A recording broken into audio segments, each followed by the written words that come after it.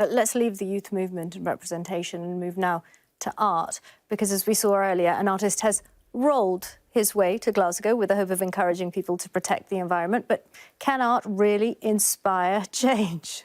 Daze, what did you think? Did you see him in his metal ball? Yes, and I absolutely loved it. And weirdly enough, that's not the only really important installation that's happening at COP. There are many, like, for example, the air pollution pods, which have taken air pollution from many different parts of the world and have created like an installation that people can basically go into feeling, what it's like to be in London versus what's like to be in Sweden, and feel the difference within our air quality.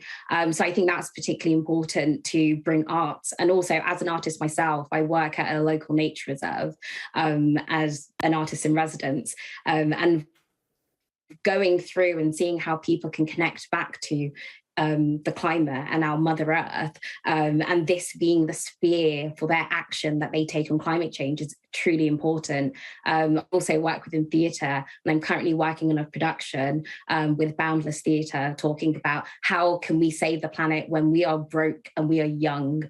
And there's something that's quite amazing about this, because it connects the idea of climate and the issues on climate right round to the social issues that we face within society, that's aimed towards bringing community into action with understanding where they sit within the solutions to climate change. Art is a very powerful tool, and we should not mistake it as not. Sam, what do you think? Do you think art can raise awareness and, in turn, impact policy? I think art can raise awareness. I think it often, through some, very vivid imagery can cut through to audiences that maybe political messages or a speech from a politician sometimes can't. So I think it can really, bring to life some of the threats and some of the challenges we face from environmental degradation. I mean, I recently, to give an example, went to see the Wildlife Photographer of the Year exhibition, and there saw some really haunting imagery of what we're doing in terms of habitat degradation and destruction. So I think it can be really powerful for highlighting some of the challenges. But I do think that, ultimately the challenge of solving these problems, we need to channel that concern, which I think does exist at quite a high level already among the public around issues like climate change and habitat loss, into specific policies, which ultimately will help us deal with the challenge. And I think engaging people with some of the potential solutions, some of the technologies that we're going to have to adopt and what that might mean for their lives, as well as incentivizing them financially to take up some of those technologies and shift their behavior.